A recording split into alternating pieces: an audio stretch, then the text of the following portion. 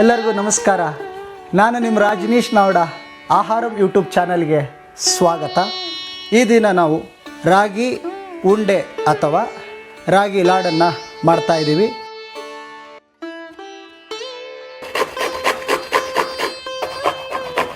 ಸಾಮಾನ್ಯವಾಗಿ ಎಲ್ಲರೂ ಇದು ತುರಿದಿದ್ದು ಸಣ್ಣ ಆಗಿದೆ ಸಾಕು ಅಂದ್ಕೋತಾರೆ. ಆದರೆ ಇದು ಮಿಕ್ಸಿಗೆ ಹಾಕಿ ಇನ್ನೂ ಸ್ವಲ್ಪ ಸಣ್ಣ ಮಾಡಿಕೊಂಡ್ರೆ ಇನ್ನೂ ಚೆಂದ ಆಗುತ್ತೆ ರವೆ ಕಟ್ಟಲಿಕ್ಕೆ.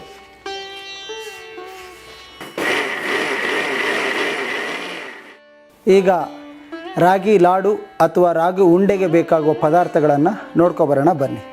ಅರ್ಧ ಕೆ ಜಿ ರಾಗಿ ಹಿಟ್ಟು, ಅರ್ಧ ಕೆ ಜಿ ಸಕ್ಕರೆ, ಇದನ್ನು ನಾವು ಸಣ್ಣ ಪುಡಿ ಮಾಡಿ ಇಟ್ಕೊಂಡಿದ್ದೀವಿ. ಇನ್ನೊಂದೇನು ಅಂದರೆ ನೀವು ಎಷ್ಟು ಪ್ರಮಾಣ ರಾಗಿ ತೊಗೊತೀರೋ ಅಷ್ಟು ಪ್ರಮಾಣ ಸಕ್ಕರೆ ತೊಗೊಳ್ಬೇಕಾಗತ್ತೆ. ಒಂದು ದೊಡ್ಡ ತೆಂಗಿನ ಕೊಬ್ಬರಿ, ದೊಡ್ಡ ಪ್ರಮಾಣದ ತೆಂಗಿನ ಕೊಬ್ಬರಿ, ಆಮೇಲೆ ಒಂದು 10-12 ಏಲಕ್ಕಿ, ಆಮೇಲೆ ಅರ್ಧ ಲೀಟ್ರು ತುಪ್ಪ. ಮೊದಲಿಗೆ ತುಪ್ಪ ಹಾಕ್ಕೊಳ್ಳೋಣ. ಇದು ಸ್ವಲ್ಪ ಬೆಚ್ಚಗಾದ ಮೇಲೆ ರಾಗಿ ಹಿಟ್ಟನ್ನು ಹಾಕಿ ಹುರ್ಕೊಳ್ಬೇಕು.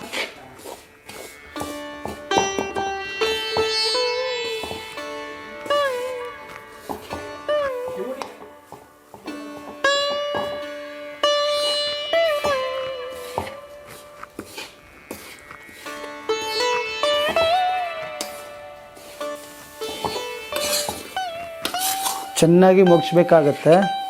ಮತ್ತು ನೀವು ಬೆಂಕಿ ಹದ ಪ್ರಮಾಣದಲ್ಲಿ ಇಟ್ಕೋಬೇಕು. ತುಂಬ ದೊಡ್ಡಕ್ಕೆ ಇಟ್ಕೊಂಡ್ರೆ ತಳ ಹಿಡಿದ್ಬಿಡುತ್ತೆ.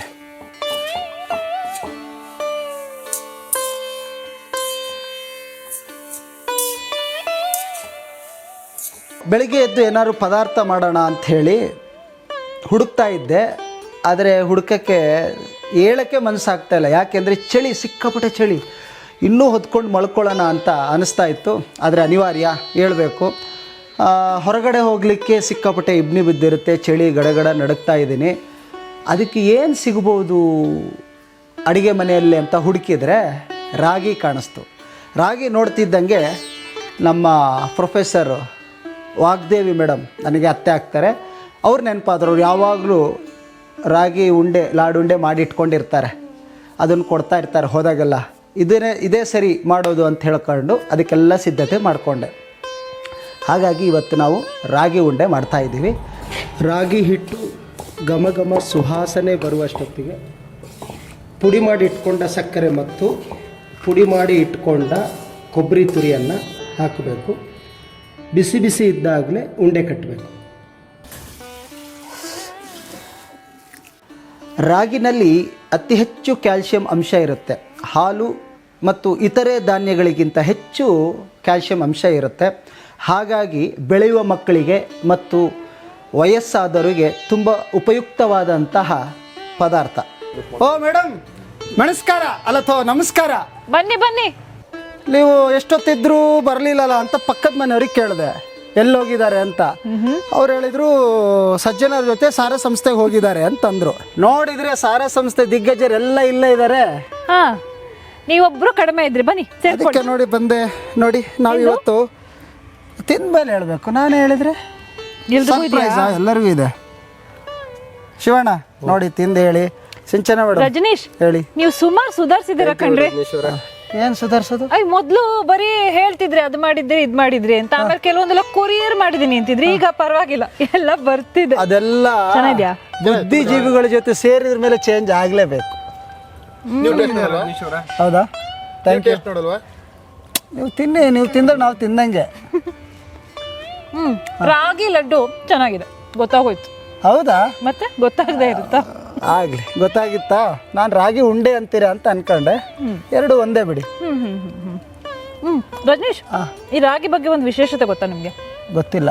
ಇದು ಎಲ್ಲಿ ಬೆಳೆ? ಅದಕ್ಕೆ ನಾವು ಏನು ಮಾಡಿದ್ರು ತಗೊಂಡು ಬರೋದು ನಿಮ್ಮ ಹತ್ರಕ್ಕೆ. ಬುದ್ಧಿಜೀವಿಗಳು ಹೇಳ್ತೀರಿ ಅಂತ. ಶಿವಣ್ಣ ಗೊತ್ತೇನ್ರಿ? ಇಲ್ಲ. ಓಕೆ, ಇದು ಮೂಲ ಭಾರತದ ಬೆಳೆ.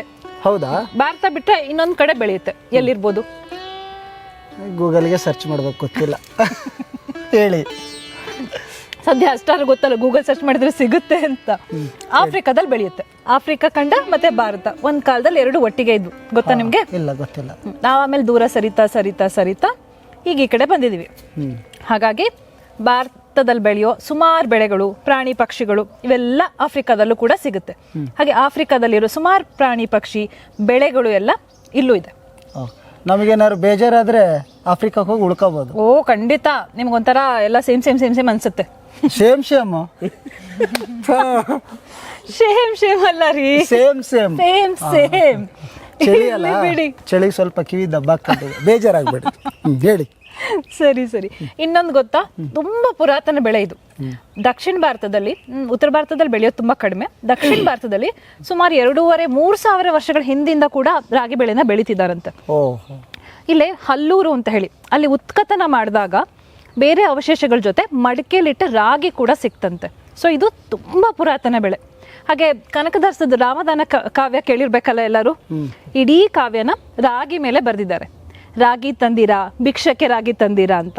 ರಾಗಿ ತಂದಿರಾ, ಭಿಕ್ಷಕ್ಕೆ ರಾಗಿ ತಂದಿರಾ, ರಾಗಿ ತಂದಿರಾ, ಭಿಕ್ಷಕ್ಕೆ ರಾಗಿ ತಂದಿರಾ, ಯೋಗ್ಯರಾಗಿ ಭೋಗ್ಯರಾಗಿ ಭಾಗ್ಯವಂತರಾಗಿ ನೀವು, ಯೋಗ್ಯರಾಗಿ ಭೋಗ್ಯರಾಗಿ ಭಾಗ್ಯವಂತರಾಗಿ ನೀವು, ರಾಗಿ ತಂದಿರಾ, ಭಿಕ್ಷಕ್ಕೆ ರಾಗಿ ತಂದಿರಾ.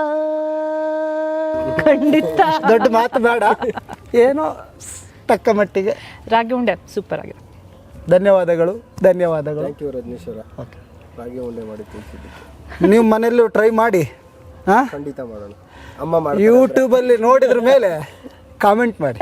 ಮಾತಾ ಪಿತರನು ಸೇವಿಪರಾಗಿ ಪಾಪ ಕರ್ಮವ ಬಿಟ್ಟವರಾಗಿ, ಮಾತಾ ಪಿತರನು ಸೇವಿಪರಾಗಿ ಪಾಪ ಕರ್ಮವ ಬಿಟ್ಟವರಾಗಿ, ರೀತಿಯ ಬಾಳನು ಬಾಳುವರಾಗಿ ನೀತಿ ಮಾರ್ಗದಲ್ಲಿ ಖ್ಯಾತರಾಗಿ, ರೀತಿಯ ಬಾಳನು ಬಾಳುವರಾಗಿ ನೀತಿ ಮಾರ್ಗದಲ್ಲಿ ಖ್ಯಾತರಾಗಿ, ರಾಗಿ ತಂದಿರಾ, ಭಿಕ್ಷಕ್ಕೆ ರಾಗಿ ತಂದಿರಾ.